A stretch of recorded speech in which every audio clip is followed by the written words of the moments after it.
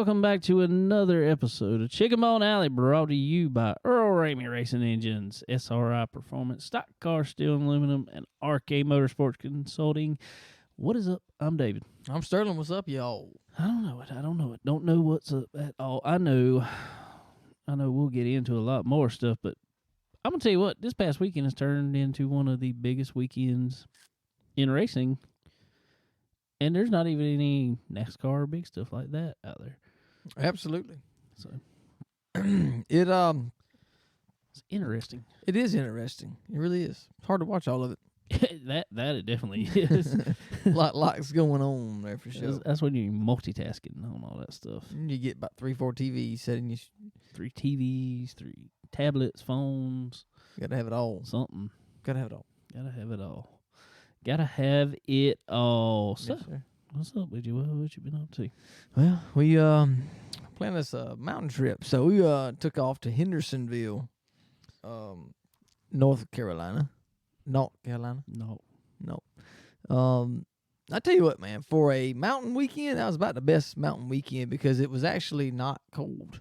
It was chilly at night, but it wasn't freezing, and it was doable during the day. It was nice. It was a perfect temperature. We always talk about weather, don't we? Yeah. How does it always get? We got old. That's what old men do. I guess so. It happens. But yeah, Ripe old age of 35. You know. You're right. So we stayed at this at a farm, Skybrook Farms, the name of it. Old farm. Horse barns and old school. Just everything, just really old school. Really, really nice place. And they got a bunkhouse, I guess, where the farmhands or whatever used to stay or whatever. But anyway, they remodeled it. Real nice place. It's 2-bedroom, but I think the upstairs is for short people. And I don't mean that. I just mean shorter people than I are. I ain't too short, but I ain't too tall neither. But I ain't short enough to stay up there. That was for the jockeys. Obviously, it's built like this room, which nobody sees, of course. But it's like an A-frame shaped room. But it was just really close to the to the bed, and the door was probably a 3/4 door. So it may have been 5 foot tall going into the room. So yeah, it was interesting going up there. Don't hit your head. Oh, I did. I figured. I said don't hit your head, and then going back out. What did I do? Clunk. Yes, sir. So we didn't spend much time up there, but really cool place. Like I say, big old back porch and big old jacuzzi, recessed down in the thing, and set up at 100 degrees. It was pretty nice. That was pretty cool, and real nice people. So if anybody wants to go to Hendersonville, go check out the bunkhouse at Skybrook Farms. Definitely go do that. Awesome people, Matt and Heather, their name.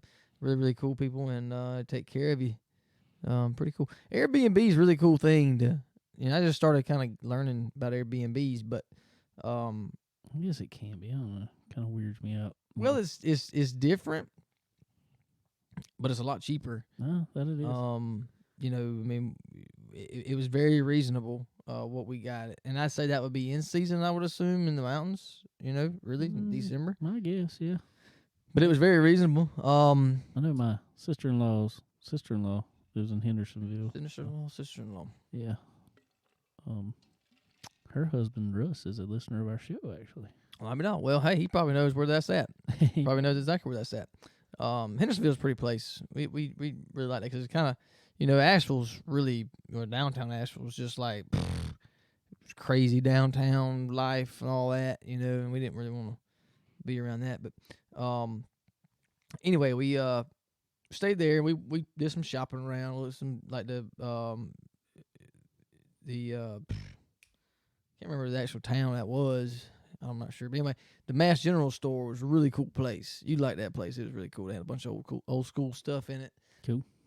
And we messed around downtown and went to a big old Western store, which was pretty neat. Got the kiddos some Christmas presents. There you go. They'd be liking that. And anyway, so on Sunday, getting ready to leave, we're supposed to check out at 11. Well, he messaged me and he said, this was like 10 o'clock. We was getting ready to leave.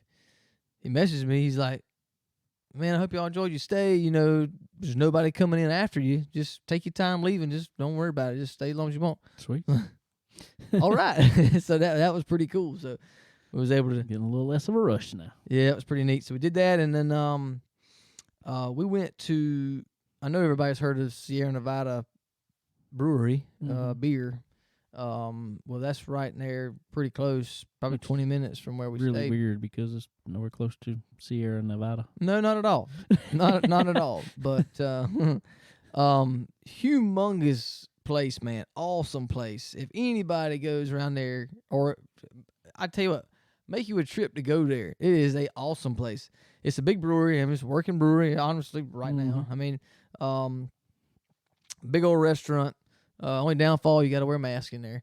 North Carolina, especially Hendersonville. But, well, that was the only place we went that required a mask. Kind of weird. But Hippies. it was only inside. Yeah, that's what I'm saying. It was only inside. You go outside, and, you know, it was fine, of course. But so we actually lucked out because we went in there and it was just booked up, solid. You couldn't. There was just you weren't sitting nowhere inside for days, and so he's like, y'all can go outside, see if you can find a chair. There's an outside bar and an outside place to order. They call it the back porch, whatever it's called. Anyway, you could order. It was a short menu, but you could order still out there and whatever. Right. So I was like, okay. So we walked outside and we got to the back, bro, and it's just like, man, it's beautiful out there, bro. It really is. And cool place to sit and all that. But anyway, they got a big old, huge, nice stage with a raise and everything. I mean, just really nice stage. So there was people sitting down around the stage, kind of. I walked up there, and this was at like 1:15. I'm like, So I walked down and looked. There's a guitar sitting on stage in a guitar case. That's it, though. There's no band. There's no drum. There's no nothing. I mean, it's just guitar. Did you walk up there and start playing? Well, I thought about it. I really did. But sound guys, he's got his own booth back there. He's all set up. So I'm like, somebody's going to get ready to play here pretty soon. So anyway, we sat down, and a couple came up beside us, and they knew the lady that was going to be playing. She was from Wilmington. Rebecca Todd, I think was her name. Anyway, she came up and played. She plays really good music. We enjoyed that. It was pretty cool. Anyway, that was a really cool place for sure. So anybody that's in the area, go check out Sierra Nevada Brewery. And restaurant and such, and concert venue, if you will. I don't know if they have a list. You can go online and look, but you can check it out. Parts, you know. But I was thinking, and I told Mary Steven, I was like, this would be the perfect place for like Tyler Childers or somebody to come play, just because. Yeah. That was kind of before the big stadium tours. That would be perfect for him to come play there. But probably did. I'm sure he probably did before we were able to check him out. But anyway, we had a really good time. Awesome place. We will definitely be back there. It's not that far, 3.5 hours from Florence. Not that bad. It's a lot better than going to Pigeon Forge from Florence. That's 6 hours pretty much. Yeah. No. But there's a lot more to do there, I guess. But if you want just a relaxing weekend, go to Hendersonville. That's a pretty cool place. So anyway, how was your weekend? Well, me and my dad buried 500 foot of water line. Well, that sounds like fun. Yeah, it's wonderful. At least you had tractors to do it, not shovels. We did. We had shovel too. Shovel but for the most part, we did it with the mini and did it mostly with the mini, and then once we got it all done, we covered it. He took a little blade on the front of the mini and pushed it, and I had the old John Deere out there. I was kind of running over it, kind of packing it back in, but I had a big wide rake thing behind it. Yeah, kind of smoothing it back out. Looked good as new once we got it in. Sweet. They had well water for a long time, and they just moved to a place. It had well water. That something gonna spit out more dirt at you than I don't know what. So he decided he wanted to tap into the city water, which is surprising that they run it out there actually. But I was about to say, dang, that's yeah, it's way out there for them to run it. So, but they said they could. So we just had to run 500 feet of to the road. To the road and kind of back across the way we had to do it. Okay. Yeah. So that was fun. That was a lot of I work. spent all day Saturday, Sunday, got up, went to church, played the guitar, and all that fun stuff. I told Pastor Mac this last night. Told him that there was something he said in his message yesterday that really, really resonated with Kayla. He was, preaching and going on, had a great sermon going on, and in the middle of the sermon he says, I was always told, don't slow down for no barking dog. Well, Kayla didn't slow down for the barking dog. She just hit it. She hits everything. And destroyed the front of the car. I just got the estimate for this $3,400 worth of damage from a dog. What was it, Bo? A Saint Bernard or something? It looked like a Great Dane? Pit, something, mutt, honestly, but it was like, dog just looked solid looking. I mean, he was kind of. Did he make it? No. Okay. No. I just making sure. I mean, like instantly. Dude, poo. Well, I feel sorry for him, but. I feel sorry for him, but. She hits turkeys. She hits everything. Deer, rabbits. Everything. Dog. This first dog she's hit. I mean, it's always something different. It is. I don't know what's going to be next. I'm scared of that. I hope it ain't a cow. Good Lord. No, don't do that. Please don't hit a cow. I told her, regardless of whatever vehicle she gets, I'm just going to put a huge lift on it. Yeah, I think that's easy. So it don't hit the body, whatever it is. Yeah, just go up under. Go up under it or run over it or something. She'll find something. A giraffe. Ostrich. She'll find. She'll find something that is tall enough. There's an emu out there. Yeah, it just jumped up out in front of me. I don't know what happened. Oh, man. I saw it over there on the side, and then it just jumped out in front of me. That's exactly what she said happened. That just normally happens. That's okay, though. Sorry. She tried to dodge it, I know. Well, she said it was one of them last minute hit the brake thing, or last second hit the brake things, and I told her I don't think you slowed down for it, so that's why I said his message resonated. This was, I can't remember if it was like Wednesday or Thursday this happened. So, yeah. Man. Hey, Bo, it's a good way to keep new parts on your older vehicles. Well, that's the problem. This is a 2020. This is a 2020. Old, but you keep fresh parts, Bo. Keep fresh paint on it front. We don't get rock chips for nothing. That's what I'm saying. You just keep it fresh, and you're good. Even the insurance, like they put in quotations, the guy at the body shop said, I don't know if they believe that you hit a dog. He said, but there's plenty of dog here there, so I pretty much know you did. I can confirm it. I can confirm. So, I concur. So, I don't know. It is what it is. It's what they got insurance for, I guess. Yes. They ain't gonna like us. But then, probably not. Then Sunday night, had a praise team Christmas party at the praise team leader's house. So we had fun over there. Sweet. Ate some good food. Chilled out. Watched football game with Pastor Mac. He was over there. All of a sudden, I look over there, and we're not at his house. We're somebody else's house. We're at Brad's house. All of a sudden, I look. He's taking his shoes off. Mac's kicking back in the recliner, and then he grabs a blanket. I laughed. That's Mac. No, that's just how he chilled out the rest of the night. It was awesome. But let me tell you something else that is absolutely awesome.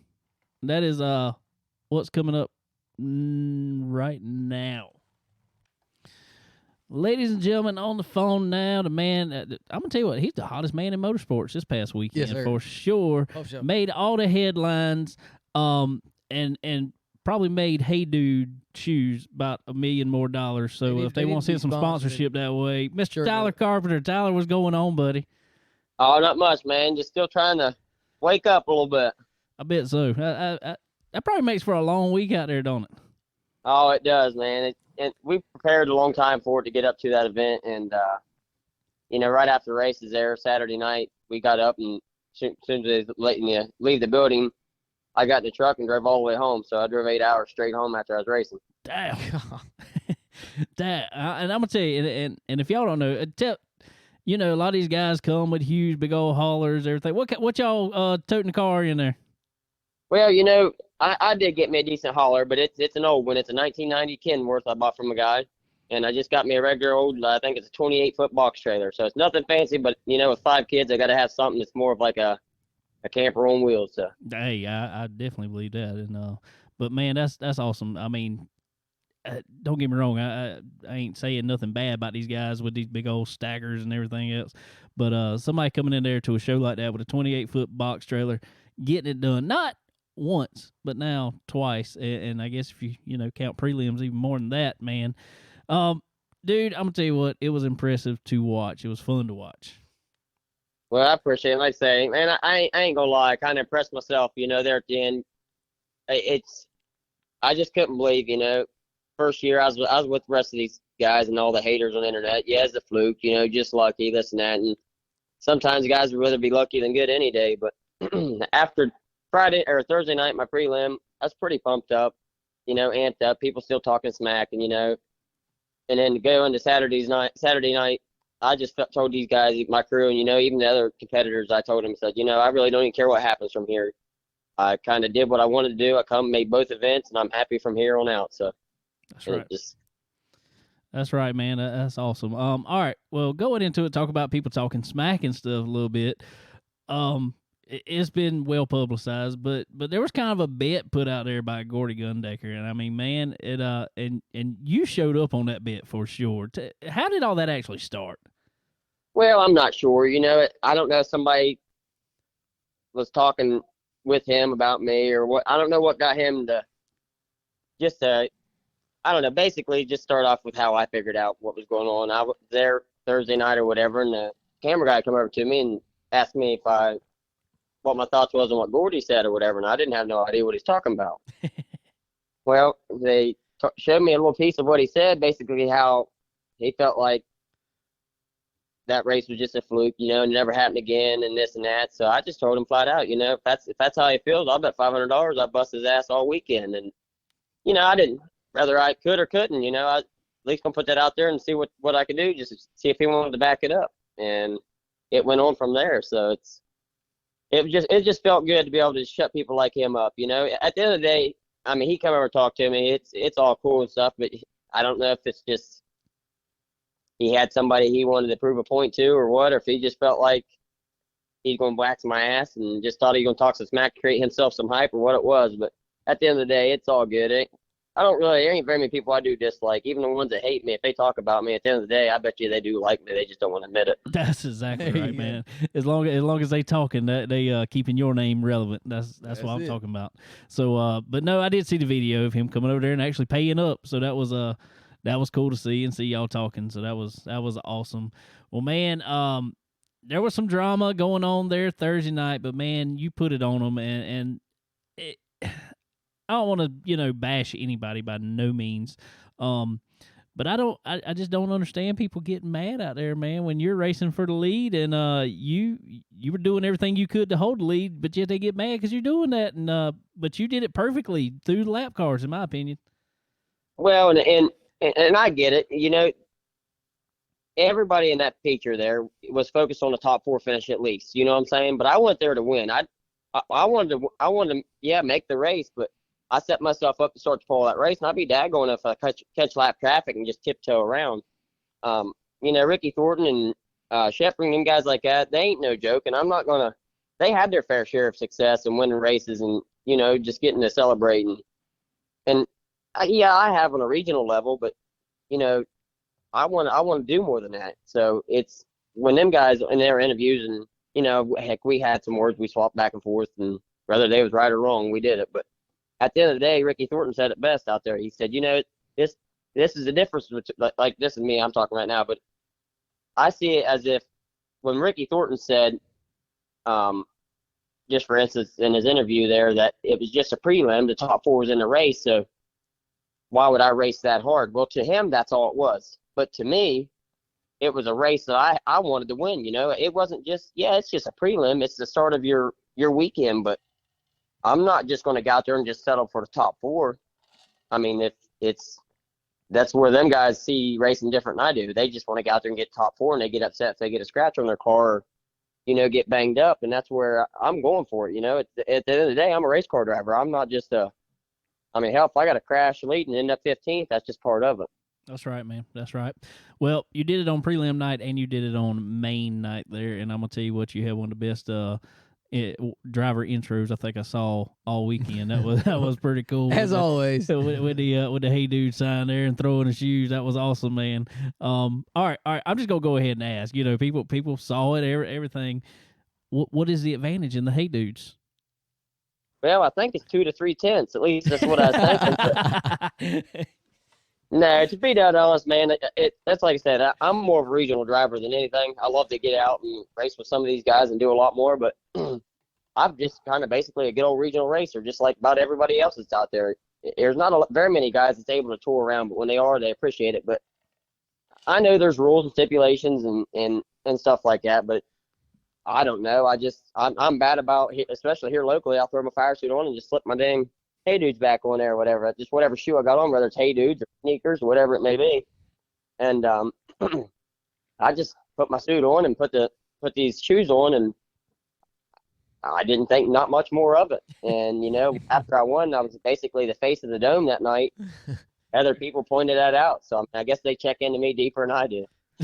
Yeah, no doubt. I think hey dudes got more publicity off of that. They probably didn't have a clue why they got so many orders this past weekend. Yeah, they probably Oh, I didn't. tell you, craziest stuff I've ever seen. You know, it's there's a lot of people, I guess, that ain't even heard of hey dudes that do now, and you get on the internet, and it's especially Thursday night. You know, people congratulate me and stuff, but I've heard more about my shoes than I have my wins. So you know, you know. Yeah, Hey, for sure. Well, how many pair you think you signed over the weekend? Oh my! Yeah, I've signed hey dudes, sneakers, Crocs, you name it. I bet there's, you know, not exaggerating, probably 25 to 30 pair That's at awesome. least. Hey, man, that's cool, dude. Hey, but going back to the racing and, you know, in the dome, everybody knows that's a tough little track to get around. Lap traffic. Just kind of explain the race and you know, getting Well, the around best there. way I I mean, can explain as a driver perspective of that place is like basically a guy getting on a roller coaster with it about half derailing and nobody controlling it. You know, you're just hanging on. You can't expect, like, you know what I'm saying? You're not going to an event just think you're going to drive down the corner or you're going to run the middle or the top. You just kind of got to go with what's available and just make a decision whether it's good or bad. You know, you don't have time to actually think about your moves or how you ought to do it. And if you do, if you think you're going to be that person, you're going to get got or get wiped out. So right. I've kind of that in a hurry. You know, I've been raised around these short little bull rings and roughneck racers, and that's kind of what made me become part of these guys. So I just know firsthand that you got to get to getting while the getting's good is the way I see it. That's right for sure. I definitely think the the track position, starting position is very, very critical there, for sure. Yeah, and that's what I was about to ask myself was you were able to draw number one both nights. How important do you think that was of being able to get out front early in the race? Yeah, personally, it's very important because you know, you're not having to. I mean, obviously we're out there racing, but I try to not catch myself racing them guys. I just try to drive the track. You know, it's track position meant at least 80% of it. Because you know, even me starting the pole, you caught lap traffic in a hurry, and just thank God Saturday night it's the yellows fell my way every time I needed them. I didn't have to deal with a whole lot of that. But I don't know, just a such short, tight corner track, and there's just not a whole lot of room to do stuff. And when one car's sideways in front of it, it don't allow much room for the car behind them or beside them to do hardly anything. So you kind of got to wait to make a move, or you got to be moved or make somebody or move somebody. So it's right. Track position at least 80% of it, I feel like. Absolutely. I mean, you got to, but track position means a lot. Well, you spoke a little bit about it in your interview about, you know, that these small bull rings kind of being an equalizer, and you know the bigger teams, the bigger horsepower cars, not really mattering as much. What is the biggest difference in your opinion of these smaller tracks and kind of equalizing everything? Well, the biggest thing is, man, there's a lot of racers just like me, and I'm not just on this stuff and just trying to create hype for me or, you know, trying to toot my own horn. There's several guys out there like me, hundreds and thousands of people. And some people probably see me differently than what I think, but it's an equalizer. You know, short tracks, you can take a car that's not so perfect and run with them guys, and you don't have to have everything so balanced out. All the technology, all the engineers, you know, it kind of eliminates the biggest part of that. And you can let a good old hard racer and a guy that's dedicated and tries to work his heart out.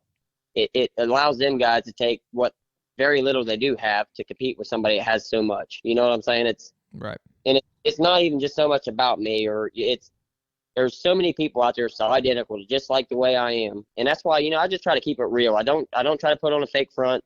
A lot of times people say stuff that tries to piss me off or makes me react like I shouldn't react or whatever. But at the end of the day, people don't really see how I grew up. They don't understand how hard I had to grind to make things happen. You know, there was times when I was growing up with Dad racing and stuff, you know, when we first started.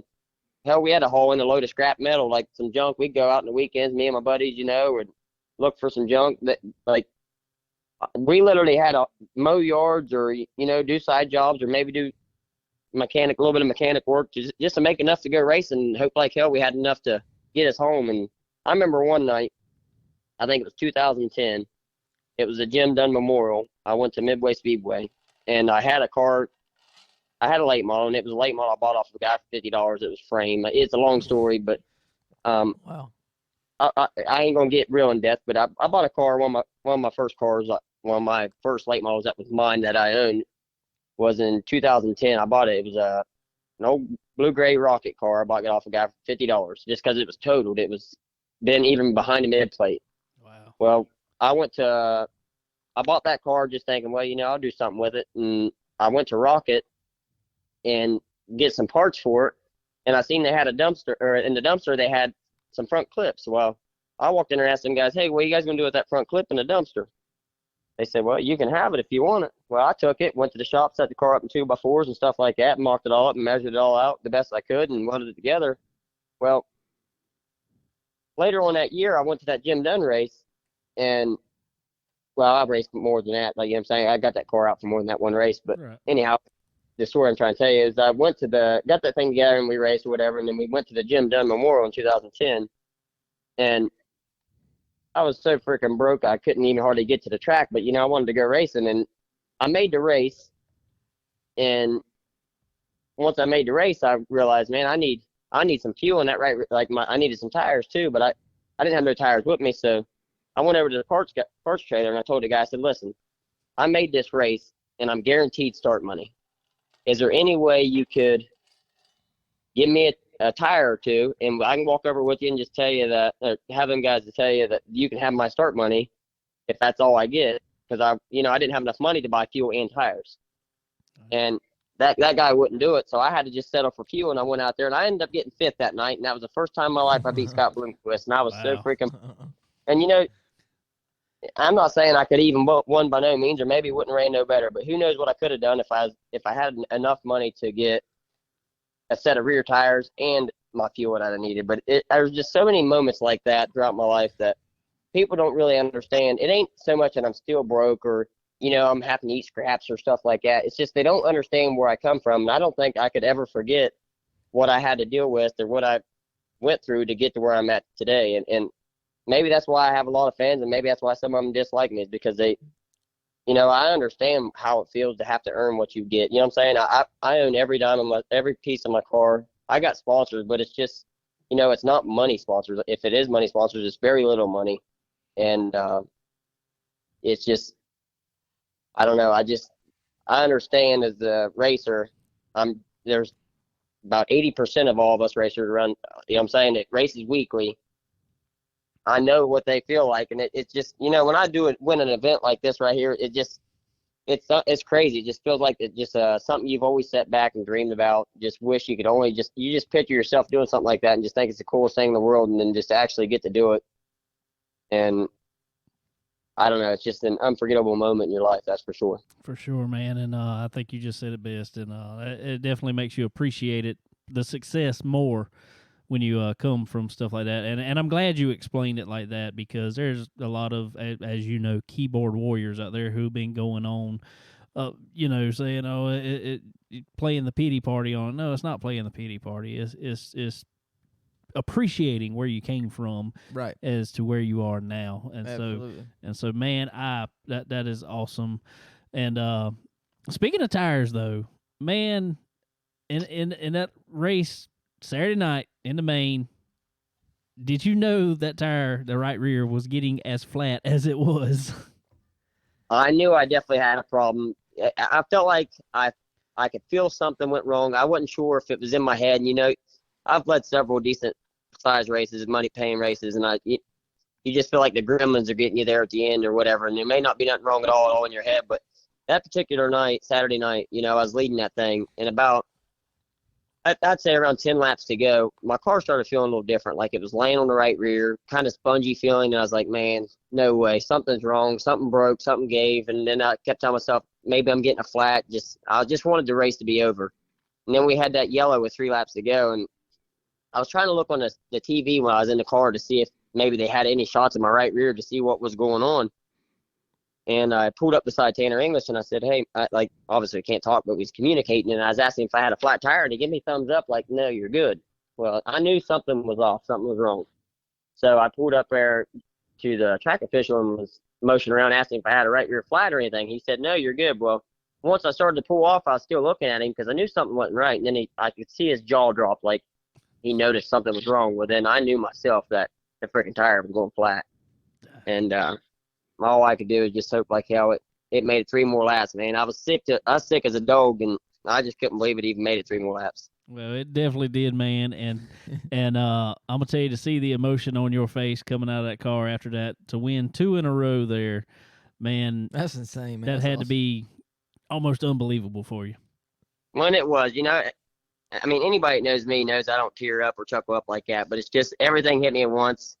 After that right there, so much pressure on me. It's just like everything relieved. Like, not that I was a crybaby, but it was like tears of success. Like, holy crap, we did it. Even against everything, all the people hating, all the bad talking, and it just to know where I come from and how hard we had to work to make it to where we're at today. It was just one of the deals. Anybody else would have probably give up and said, "The heck with this. What in the heck are we trying to do?" And it's just badass to see where I did come from. And that's the biggest thing. It ain't that I keep talking about I'm broke or whatever. I just know how a lot of racers are today. And, I guarantee it, there's every weekend, them same racers are like, why do we do it? We can't compete. It's not that you can't compete. It's just we're not able to compete. We don't have it as easy. We got to work extra hard. 90% of us racers, regional racers, and I know I build race cars, it's not stupid me saying this, but we don't have the understanding of these race cars like these engineers do. There's not one of these drivers better than the other. Yeah, there is. Some drivers are better than others, but it's not. Dude, a race car driver is a race car driver. Oh, and just for instance, Kyle Larson, he's bad to the bone, but Kyle Larson set himself up to where each and every car he gets in is capable of winning. So if you're a driver, you can put that thing in victory lane. And I guarantee there's a lot of guys that people's never even heard of, that if you put them in a nice piece of equipment, they can wheel that damn thing. It's just like Cole Trickle on Days of Thunder, man. Just get him a car and he'll drive it. That's right. That's You're right. right. For sure, man. For sure. Well, man, let me know, tell them all who helped you out on that car this week. That was a pretty car, very good looking car. I know our buddies over at Air Max there were on it. Who else was on it there? Well, we definitely got Air Max. Robert and Joey, them's great people. Without them, this whole season's been tough for me. They've been behind me quite a bit. So Air Max Heating and Cooling for sure. Holdren Construction. I got Mullins Race Engines. They come on board. I borrowed that's what's funny about this whole deal. I didn't have a motor going into this event, and Chad at Mullins got a hold of me, and we was talking back and forth. Well, he had a modified motor, a wet sump motor. Didn't have no oil pump, or you know what I'm saying? Right. It was the oil pump was in the pan. And he got a hold of me and told me what he had, and we worked out a deal where I ran it off of a percentage. And at the end of the day, it didn't really cost me hardly anything if I ran bad, but if I ran good, it benefited us both. So, I got to really thank Chad at Mullins for building a badass motor and even going out in the limb to give me a helping hand like that, because nobody had to do something like that, and I don't know what I did if he wouldn't. So I mean, I got people like him. I got all kind of little sponsors on the car. I got Bill Steen Race Shocks. They could put me together a new shock program for that event. Swiss Springs, QA1, Weir's Machine, ML Performance, Hoosier by Todd Fry, Octane Performance Product, inferior audio tubes. Well, for one, you said the car looked beautiful, and that's a fact, and that's aggressive, man. They're out of the Missouri area, Illinois area, and they do one heck of a job on that thing. For sure. They give me heck because I keep wanting to tell everybody it's aggressive wraps, but they don't go by that. They just go by the word aggressive. So anybody needs a looking ride or looking for somebody to do some sticker work, check out aggressive, and you'll be very impressed with them. For sure, man. That thing was pretty. Good deal, man. Well, I got one other question, and I'm looking forward to next year, and I really hope that it's gonna kind of draw this attention over to the truck series world. But tell us about the riding in the East truck, man. I really don't know what I'm getting myself into. I've only every little kid growing up just dreams, whether people like NASCAR or not, or whatever's going on, they're like, man, NASCAR this. And, growing up, you as a kid racing, NASCAR is the biggest thing there is. And me personally, I'm a dirt racer. I love dirt. That's all I ever want to do. But there's better money to be made in the NASCAR world. So I'm very excited for it. I don't really care for how script you got to be, like you can't be you. I mean, you can, but you, Right. like, dude, I don't know what. They'll just have to keep the microphone away from me. Is all right. That's what I'm thinking, man. That's because we've talked about it a lot before. You definitely have to be scripted, and you cannot be yourself at all. So I'm looking forward to that, though. I really am. I think you can still kind of keep a little bit of your traits in there. I think you just need to go there and be you, and Don't worry about it. Don't worry about it. That's their problem. I can tell you right now, I'm not changing nothing. I may simmer down on the bad words, but it's dude. They better give me a minute to think about it, because people brag about my interviews and stuff, and it ain't that I come up with that stuff to create hype or I just talk out my ass. I literally I just let it eat. Whatever's on my mind at that second, I say it, and I regret some of it I don't. But it's absolutely right. they just need 95% of these racers, even all of them, they just need to be real, and they need to get back to where they come from. And if they ain't had it, they need to get a taste of it. That way they see. You know what I'm saying? We need. Like, granted, I love JD to death. I love Brandon Shepherd to death. But, when they win, could you imagine if you're just your average Joe, you just like your guy races week in and week out, won 100,000 win race, how pumped they would be. These guys out of the car, and they got to, it's like a letter, like, yeah, I got to think this and that. Shit, I'd have a heart attack jumping out. I wouldn't remember. I couldn't read any sponsor on the car, and I wouldn't be able to remember any of them at that point. So. Exactly right. That's to me personally, and not because I'm the one that's trying to just freaking hype. It ain't even about that. But to me, from being an outsider looking in, I'd want to see, like, dude, if they're gonna put on a show and be that, like, get the fans that into it, keep the fans into it. Be excited, get out, fist pumping, what I'm saying, hooting and hollering, like, show some emotion instead of like, yeah, this. I mean, whatever the heck it is, it's. Exactly. I can't stand. The hell, when somebody wins, I'll just get up and leave. If I'm not racing or a car breaks, there's no need to watch it. You know what the hell they're going to say. Oh yeah, exactly. Well, I think I really do. You expressing your emotion and being able to have the success you've had, it really helps the regular short track Saturday night guys. It really does, because they do the same thing you do. They work their butt off and to get where they're at, and it you show them that it pays off. You just got to work. You got to work hard for it. It does. You got to work twice as hard as they ever imagined. So I mean, it's exactly. it's like a racer. It's like somebody being trapped in a cave all their life, and they've been digging around trying to find light, and they finally, like, just for instance, I feel like I've been trapped in a cave all my life, and you can't get out. And this past weekend, I finally moved a rock, and now I see daylight. So it's like, damn, there is light at the end of the tunnel. You just got to figure out how to get out. Absolutely right. Definitely so. Well, we had the privilege to meet you in Portsmouth last year, and cool as you could be, awesome dude to come up to and hang out with, and I want everybody else to know that's listening, if you see Tyler Carpenter anywhere at a racetrack, go talk to him, and he'll sit there and have a good conversation with you, and I promise you'll leave happy that you talked to him. And you will be, if you weren't already, you will be a Tyler Carpenter fan. By the time promise you will, no doubt about it. Well, and even if they ain't, at the end of the day, they need to find somebody that they like. It's a lot like me as far as a personality, because that's what racing needs. If not, it's going to die out. The fans are going to just get. Obviously, the racers put on a race, but I mean, you just got to keep them into it, and you got to show them that you're just excited as they are. That's right, man. Well, I'm gonna tell you what. Whatever you when you go and show them what's up, especially in that. Well, I know you will multiple times before that in your car, but when you go show them what's up in that niece truck at Knoxville, whatever you can't say out there, you more than welcome to holler at us, and we say whatever you want on here. So, well, the way I can't say what I want there. I probably will anyhow. I'll probably get fined the first time on that.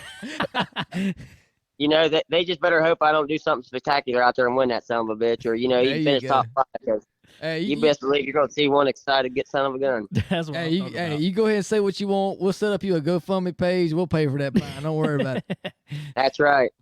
I'll get thrown out before I get in that thing. Oh, awesome, man. Well, congratulations again. Awesome weekend, and so happy for you, man. And I hope we will be talking with you again soon about some more wins, buddy. Well, I appreciate you guys. I gotta thank you guys for even having me on the phone, because there's a lot of people follow your page, I'm sure, and it ain't doing nothing but helping me. And whether it's for me or whoever else, each and every racer needs to appreciate you guys just as much as you appreciate us. Well, we appreciate you saying that, man. All right, man. Well, it's been awesome talking to you, and we will be talking with you soon, buddy. All right, man. You guys take care. All right, ladies and gentlemen, how about that? The Kamikaze Kid, Tyler Carpenter. Yeah, man. Coming to hang out with us. He's cool, dude, man. I tell you what. I like him. I really do. I have since I met him, since before that at the first Dome when his name really, I've seen him before that. But when his name, really jumped up there at the Dome a couple years ago when he won, and then, he wasn't a common name around us, right, down here. right. So I know his daddy, right, of course, but but it just being around him, we didn't have the opportunity to do that until Portsmouth, and like I said, really cool dude to hang around. He really appreciates everybody that follows him and appreciates him for sure, and appreciates the sport, I think, more so than any. But hats off them guys. That's a big feat to go do that, man. That's tough. And having to piece everything together to make it work to get there makes it so much more worthwhile and emotional for them, I know. But that's really cool for them. Glad to see that, and I hope he can continue it on next year. For sure, man. They had that car on a rail all weekend as crew chief, Anthony Huber there. Anthony actually comes down and helps our buddy Earl Ramey and whoever's got the car, typically Derek Ramey in the car. He's been coming down helping them out some on their car on Tyler's off weekends and stuff. So it's cool to see Anthony go out there too and do that and show them what's up, and Tyler and all them boys and all the Kryptonite guys there getting it done. Yes, sir. Absolutely.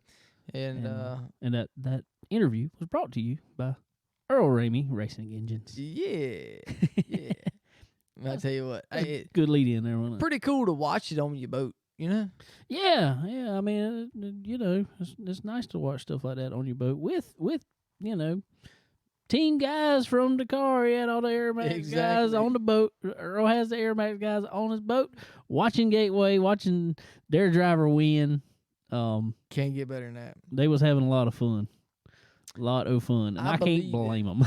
No, I can't blame them a bit, but I sure believe it. If Earl Ramey's around, they're having a good time. There's no doubt about that. I always have fun with Earl. I'm just saying. Everybody has fun with Earl, and that goes to say the same at the shop. I mean, again, like we say always, he takes care of everybody. Always the best customer service that there is in motor building, in my opinion. Really awesome dude. Builds the best motors there is of any type. So definitely go get you a motor. I'll tell you what. How many people have gotten motors over there? This isn't counting just what's out there. He told me today he's got 90 motors on the list right now.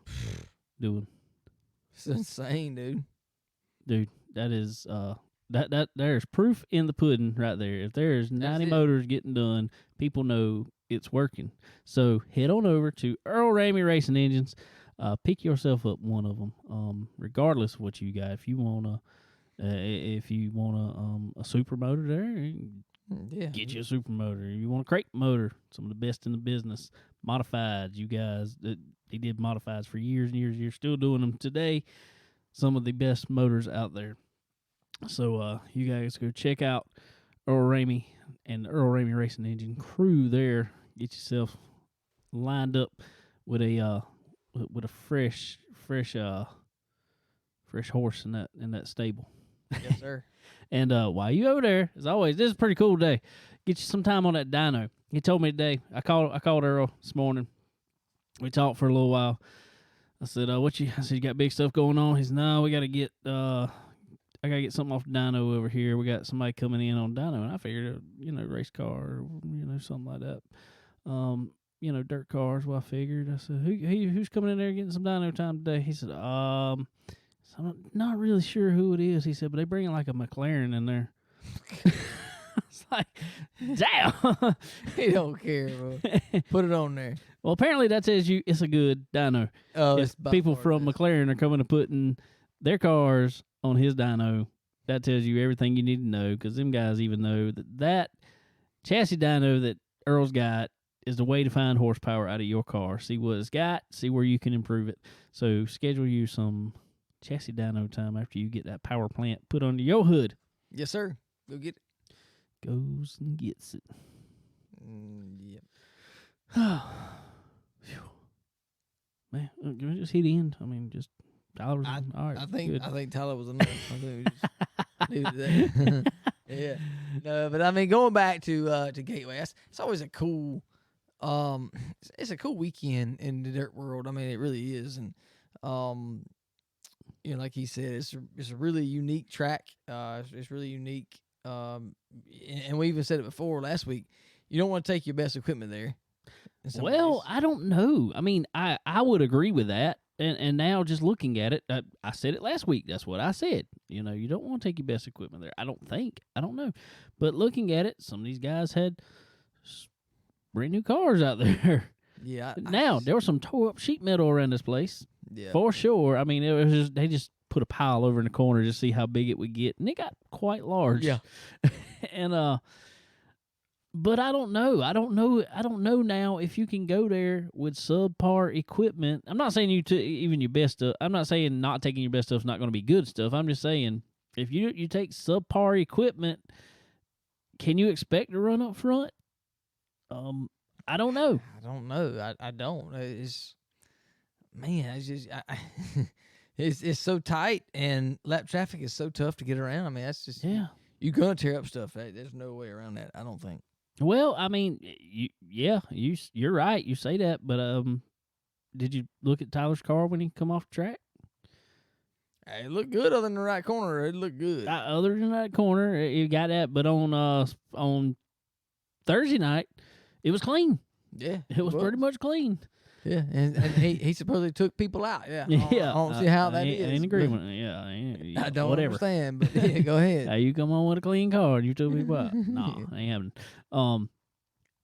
But that's what I'm saying, and I think that is part of the success there is being able to keep your car, not over driving the car and killing the car, and I think that's part of the success and that Tyler was able to have there and been able to have there a couple times now. It's impressive. There was a few out there that, man, I'm gonna tell you what, some of them prelim nights, and I'm not trying to down anybody by no means, but man, there were some of them heat races. It's like, are they ever going to finish this? Because it's like same car spinning out over and over and over. I get it's a tough track to drive. I get it. But come on. Yeah, well, fortunately, like Tyler said, the cautions helped him a lot, and lap traffic's tough. I mean, good Lord, lap traffic's tough around there. I mean, you're hitting lap traffic on lap 2. Right? Yeah. So, the cautions definitely helped him for sure, and I'm glad for that for him for sure, But yeah, it's just, man, it kind of got a little crazy there for a while. Sure did. Yeah, it was fun to see. It was a fun race to watch. Fun to see. I'm gonna tell you who had a good weekend there in everything, and I think he was the only one running everything. That was Nick Hoffman. Yeah. It was impressive. He No he doubt. finished in top 3 in everything every night. Yeah. That was, man. He That's did some impressive. driving, Yeah. For jumping sure. back and forth, running. He ran every race on Saturday night, so he had to jump. They literally had. I think they had to wait on him. They were doing track prep in between, but I think they had to wait on him Yeah. to jump from one car and get in another. And that had to be. I mean, I'm glad they didn't run many laps. I mean, 40-lap features. Dude, I'm gonna tell you, you'd be wore out after 40 laps of that place. Yeah. That's a handful there, bro. He run 120 laps. Oh, I think. What were the other ones? Were they 30? Something. I don't know. But whatever they were. He impressed me a lot. And I'm going to tell you, Nick impresses me all the time anyway, just what he was able to do over the summer in his modified. Then, getting in the Scott Bloomquist car, basically Scott's car. Everybody thought it was kind of just going to be a deal till Scott healed up good and, just kind of subbing for him. But nah, nope. Bring out another second car. And he's got sponsorship for it himself, and he's making the best out of that ride. Yeah, for sure he is, and looked good doing it. Scott looked good. Scott looked great. Pretty night, and just kept getting run over. Yeah, well, he I think the nose is a little too low there. Well, he kind of turned in and got it angled towards the wall there that first time. He started on pole on that one. That was whatever. He was going to advance out of the what was it, B main, I think it was. Yeah. And then he just got run over by somebody down the front straightaway. Yep. I mean, they just literally run over. I'm like, you couldn't go any farther inside. I mean, yeah, come on. So even catching some breaks. he just tough couldn't breaks. catch no break. Couldn't catch no break at all. But overall, I like Gateway. I like the Gateway Dirt Nationals. Oh, I do too. I love the whole atmosphere of it. I'd love to see that. I want to get out there one day. Yeah, it'd be really cool for sure to see. And you seeing the cars line up on the road, that's cool, man. That's just, yeah. They're claiming, they announced, I'll put it this way, that they're not bringing the midgets back there next year. Really? Yeah, but there's already a big petition to bring them back. Yeah. I think the deal is it's an invite deal with the midgets. Well, the invites were way back. Right. And so they got guys who were, injured and stuff like that they invited that just didn't give their invite away or anything. It was just, they didn't think about it, or sat on it or whatever. And so I think there were some good guys there. Obviously, I think Chris Wyndham was there, wasn't he? He's moving to a sprint car, I saw, for 2022. But you just didn't see, there wasn't the big names in midget racing. I don't understand, other than I hated it being championship weekend correlating. I did hate that NASCAR championship weekend because I'd love to see the Christopher Bells, Chase Elliott went somewhere. He drove a daggone, what you call car this week? What do they call him car? Rallycross. Yeah, Rallycross car. That was it. And won or something. Yeah, he got won. He penalized. won. He passed Tanner Faust in one of the last corners, and Tanner turned in early, and Chase was on the brakes hard as he could, but he hit him. Watch him out. They were side by side, and they drag raced, and they DQ'd him. DQ'd Chase Elliott. I'm like, no. I ain't really understood the rules No. there 100%. You But can't hit to pass somebody to advance your position. Oh, So well. I'm like, dude, that's racing. yeah. Especially racing through checker flag. He didn't take him out. I mean, he drove inside of him, and Tanner Faust turned down. I mean, Well, hey, I don't know. But it's weird. but I'd love to see, like I said, I'd love to see Christopher Bale. I'd love to see Kyle Larson, maybe. Yeah, he'd probably been there. Chase Elliott for sure. There's been a bunch of them there, I'm sure. Maybe they can adjust that weekend a little bit, but there's a lot going on that They weekend. did lock it in for the next 3 years, though. Yeah, there's a lot going on that weekend, especially with the Snowball, too. A lot of those guys want to go run that as well, and it makes it kind of tough to try to do all that in one weekend. Yeah, for sure. Saw Eric Jones was running Snowball. Noah Gregson was down there running the Snowflake. Yep. So, yeah, them guys. This first time, yeah, Chase ran Snowball last year, didn't he? Yeah, because he had a picture with Derek there.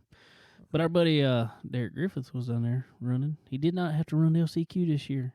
He qualified straight in on time. Qualified in, yeah. He had a strong car, man, practicing all. Yeah. And running a Snowflake, too. I mean, he was fast. I think he'd have been really good in Snowflake had he not got caught up in the in the wreck there. He the pretty big. That was a big the wreck. big one. That was a big wreck. Not as big as a truck race there at Snowflake. No, that was rough. Five Flags, that was rough. Oh, I got to look up the boy's name. I just forgot it. I just drew a blank. Hunter. Oh man, I know everybody's out there like saying the name right now because they're like, yeah, I know who exactly you're talking about. Oh, it was terrible wreck though. Oh man, it was rough. Hunter Johnson. That's who it Yeah. was. He that was one of the worst wrecks I have ever seen in my life. Just period. Especially at a short track. But if anybody have not seen that, go back and look at that. That's pretty rough. Yeah. But I think he had some damage to his back. I know he messed up. He broke. I'm looking at it right here. Bruised. He said he was bruised up. This was 3 days ago. He said, "Hey everyone, I'm bruised up badly and broken T3 vertebrae. Going to be in a lot of pain for a bit. But on the positive side of that, I'm glad he's in pain and not feeling it. Yeah. I mean, you look at that wreck. I saw a picture of his helmet too. Helmet hit the wall. Yeah. Or hit something up there. It is big old gouged. It knocked off the whole coating on his helmet. Yeah. Yeah, it looked pretty rough. So I am glad he was able to get out of the truck. I think he stood up even and stuff. I mean, so yeah, that was good to see. But it was a scary wreck, and I personally think one that could have been avoided. Oh, no doubt. It looks like a kind of retaliating type thing, and yeah, that was bad. I hate that. I know everybody involved hated that. Definitely didn't see it going that way. I don't think. No, but yeah, you can't right rear somebody going into a corner. No, you can't do it. No, you can't do it. Period. In my opinion, but you definitely can't do it going into a corner. No. It's one thing if somebody tries to come up on you and you just stay there on the right rear coming out of a corner. They hit the wall, bam, done. No, you cannot right rear somebody on the bottom of the track going into a corner. No, you put them in the worst position ever in a race car, as that did with Hunter Johnson, and just glad to see he's okay. Glad to see he's going to be okay. Yeah, absolutely. Hopefully he doesn't have any long-term damage from that. I hope he can recover fully and be okay for sure. So, but yeah, going back to the Snowflake, I don't know much about it. I know that Derek in practice had a really strong car. I think it was third fastest there. Still had one of the best looking cars there to me. He really did. He surely did. Very good looking car. Supporting Florida Junior Baseball. Yeah. FJB. JB. Say Florida Junior Baseball. Yeah, absolutely. 100%. About 1 million of those on the car. Yeah, everywhere. Everywhere. But yeah, anyway. Really good looking race car. Glad he could run both races there, and I think that would have helped him in the long run, especially if he'd been able to run the whole. Yeah. I hate he got caught up in that mess, and that was a big wreck. Noah decided to start. He took out Johanna Long. I think her last name was Robbins, something like that. No, anyway, Johanna Long took her out, and she had some not so nice words to say about him on Twitter. She said she had no clue how that idiot had a ride in NASCAR. Wow. Paraphrasing. Oof. That's what it amounted to. Well, it happens from time to time, I guess. I guess.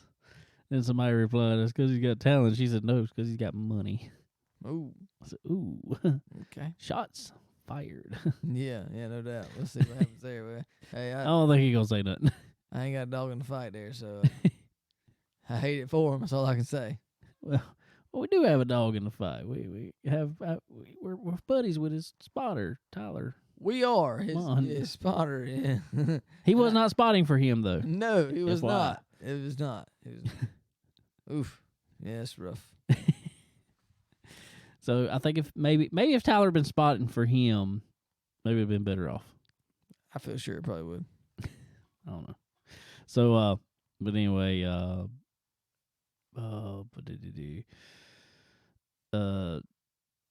moving on to the snowball, I guess. It was a from what I gathered, what I saw, highlights, everything. It was okay race, I guess. I don't know what the deal is this year with all late model races. It's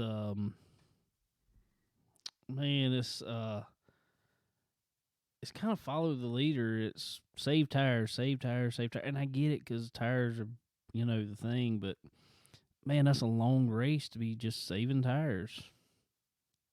Yes. Well, I don't know, man. Asphalt racing is different now, man. It's as I hate to say it, it's getting more like dirt go-kart racing now. It's just follow leader pretty much forever.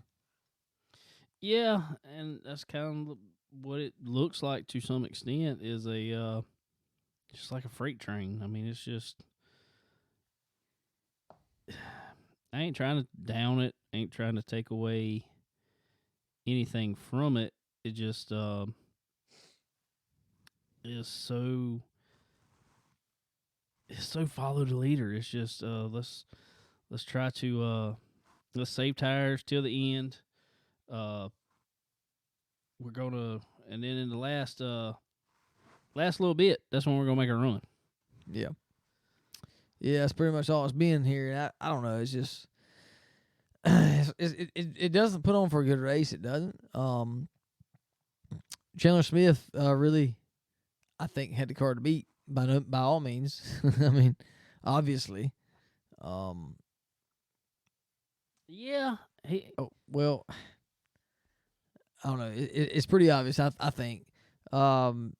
Derek Krause, he's pretty strong and been strong, definitely qualifying wise for quite a few many years here, but he keeps getting moved there at the end. He sure does.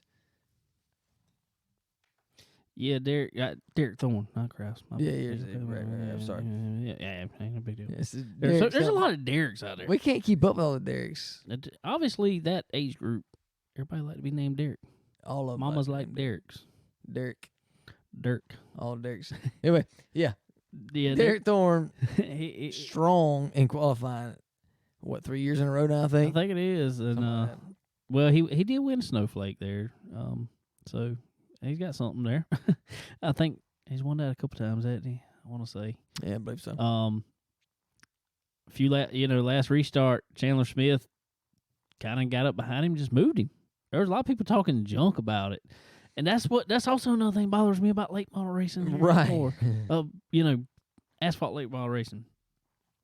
People get so butthurt over somebody getting moved. All right, if somebody goes in there and dumps somebody, just junks their stuff. That's one thing. I'm all for being mad about that. But man, when you move them and you pull off 3 and something seconds, in the final whatever laps, you were faster than them. I mean, you were definitely faster. So Chandler Smith, winner of this year's Snowball Derby. Congratulations to him. But I want to actually, let me find it here really fast. I want to read something that actually Nick Hoffman put up, and it was probably, in my opinion, probably sums up, and I'm not trying to down anything. I'm not.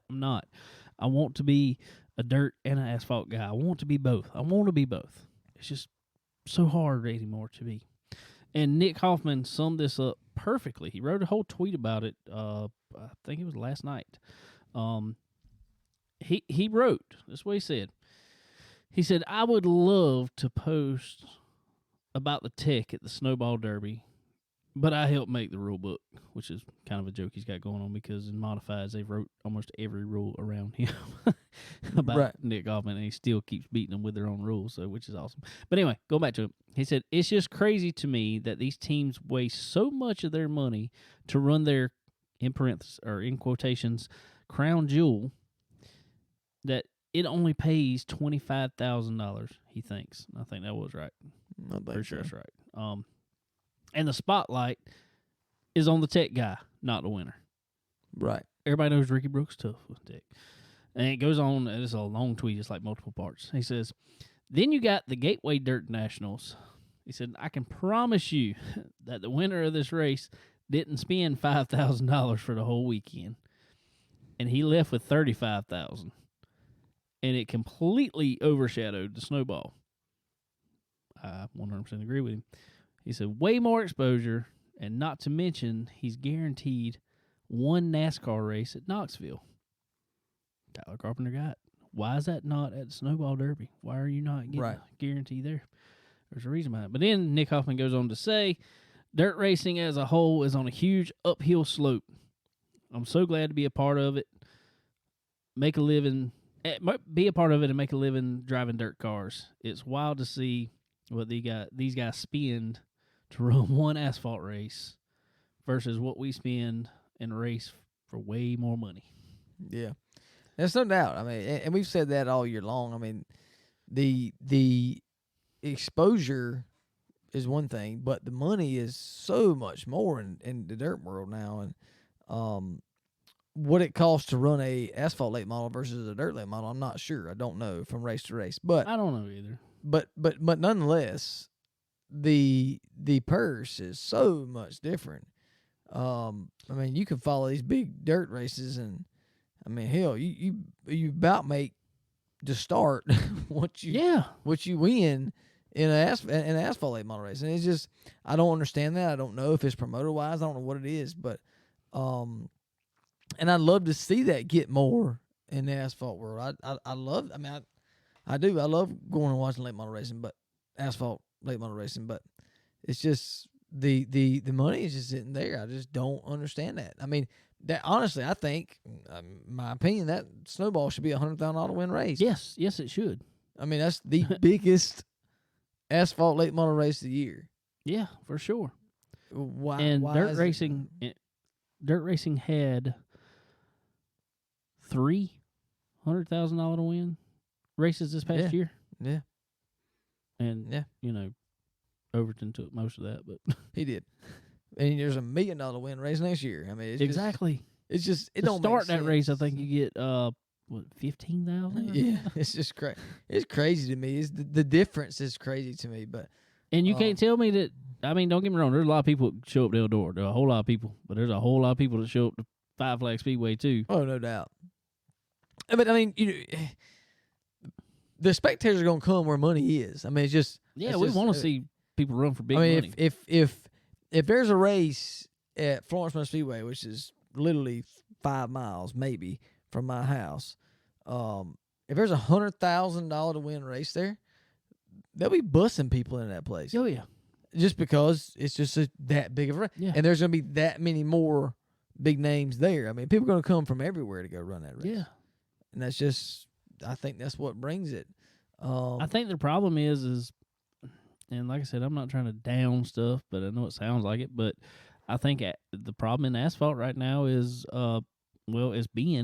is that race has paid $25,000 forever.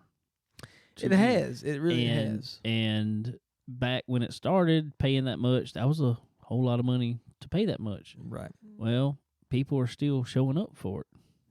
Yeah. Because it just, it's.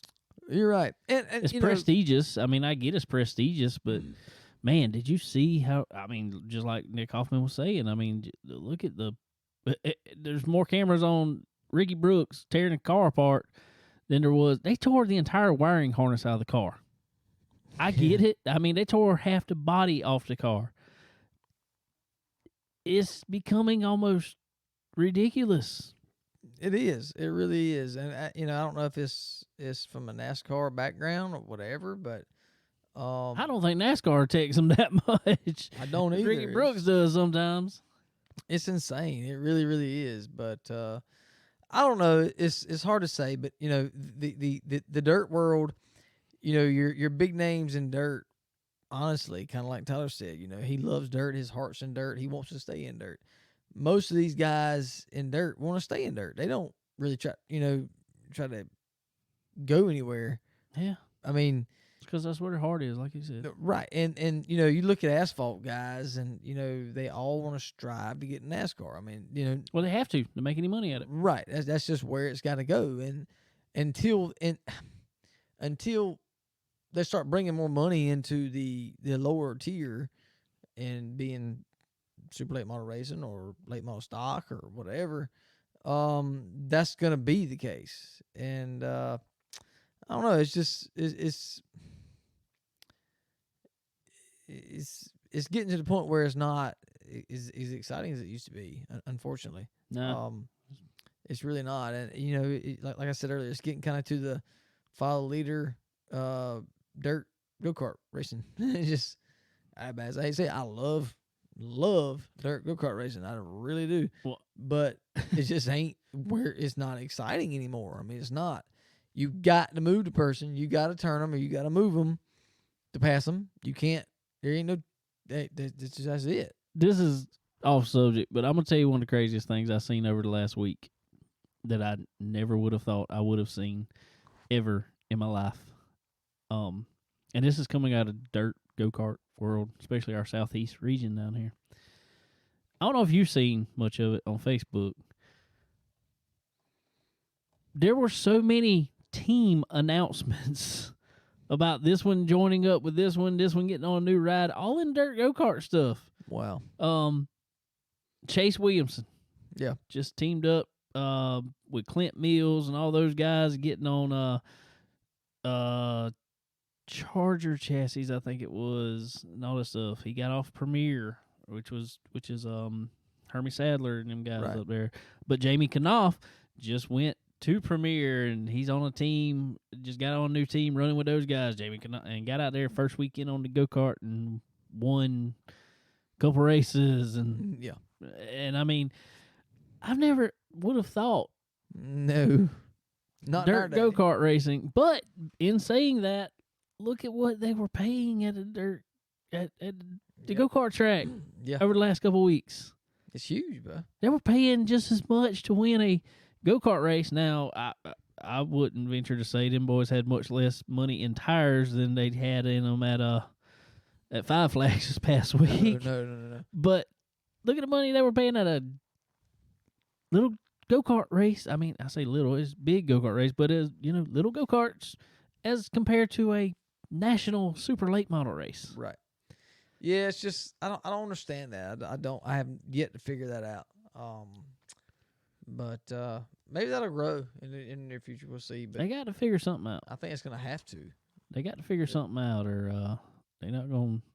People aren't going to keep showing up for it. I mean, because we all know the prices of things are not getting any cheaper by no means. No, not at all. And I guess we're fortunate with dirt side of it is.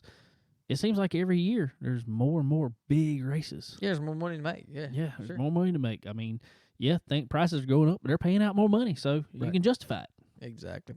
Exactly. Well, I tell you what, if you want to save some money and you want to get some good stuff, go to SRI. SRI Performance.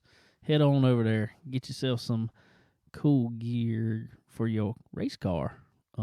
You definitely need it. Yeah. It is, I guess, off season. Is there off season anymore? I don't think so. I don't think so either, because I heard a lot of them guys, talking like at the Snowball.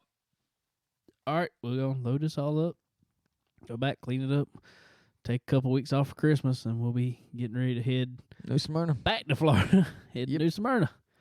Yep, sure will be. They'll be there in no time. So, yeah, anybody that's in dirt world or asphalt world or whatever world, definitely go check SRI and get you all your good stuff and get your car put back together and get it ready, prettied up for the new year. And need some sheet metal. Head on over to stock car steel and aluminum. Celebrating 25 years of being in business. Yes, sir.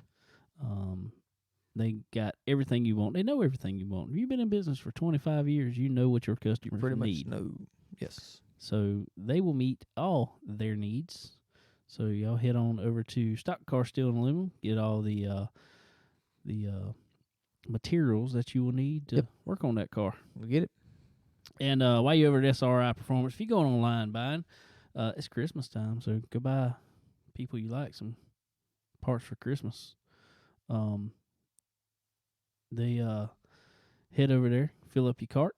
When you see that little thing that says promo code, put in CBONE10. That is C as in Chicken. BONE10. Get yourself 10% off time of checkout. Who wouldn't like 10% off for Christmas presents? Everybody. I'd like 10% off. Sure. Who don't like to save money? I like to save money. Yep. Everybody head on over to SRI Performance. They're your one-stop shop for all things racing. Well, speaking of, I guess we'll go ahead and let this out because this is episode, like 94, I think it is? Something like that. It's getting pretty up there. Getting pretty up there, which means we're only a few episodes away from hitting episode 100. It's a pretty big deal. It's pretty good. Pretty good. Can't believe we've been sitting in these chairs for 100 times almost. 100 times, at least. Jesus. Every now and then we've sat here twice in a week to interview somebody on a different day. We have. It's been fun. It's been fun. I like Been a good time. I like it. So, in order to celebrate, I'll be putting some pictures out of some things, but we are going to have a big, because I've got one box. I got a box full of stuff. There's stuff inside this box. Sweet. But we're going to have a huge giveaway to celebrate our 100th episode. A lot of our show sponsors, going to be giving away some cool swag and other type things. And we'll have a few things to throw in there ourselves. Sweet. So y'all be listening. We got to figure out a good way to pick who to give it away to. Yeah. So we'll come up with that. Yeah, we'll come up with something. So y'all be listening. Be looking on all our social medias and all that good jazz. And we're going to come up with some stuff. It's going to be a lot of stuff. Might be multiple giveaways. Yeah, I'm going to tell you, one this box I got already is jam-packed with goodies. Everybody likes goodies. And I'm looking at some of them like, hey, can I keep this? I ain't lying, man. I need that. Let me get one of them. Let me get that. Let me get this. Y'all going to like it. It's a bunch of cool stuff. We'll be putting some pictures of it up on our social media soon, so y'all check it out. Like I said, we're going to come up with a cool way to give it away. Like I said, might be multiple winners. I'm pretty sure it's probably going to be multiple winners because one person would get the stuff and they go, it's a lot of stuff. A lot of stuff. What am I going to do with all this? So we're probably going to do multiple winners because we appreciate y'all's support for sure. We might, you know what? It might just be, we might do some little entry thing and do some random draws. You know, like a 50-50 shot at except it's 100. You get 100% of this prize. Might as well. I don't know. We'll figure it out. But anyway, guys, as always, we'd like to thank all of our help here. Our help. Everybody helps us on all this stuff. We got Earl Ramey Racing Engines, SRI Performance, Stock Car Steel and Aluminum, our buddy Randy Keene over at RK Motorsports Consulting. We want to thank them for sure, helping us out every week on here, as always. Also, Ford Bite Apparel.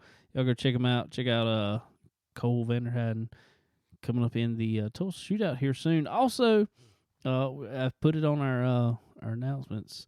Our buddy Derek McGrew Jr. gonna be out there running the Tulsa Shootout. So we will check it out for show. And but anyway, guys, also Checkered Go check out Checker the Race Hub. Get on there. Awesome social media for the race fan. But anyway, and racer alike. So race fans, racers, you can all connect on there for sure. But anyway, guys, we want to thank you for hanging out with us tonight and or today, whenever y'all listen to this. But whenever it is. But anyway, guys, we will be talking with y'all real soon. Later.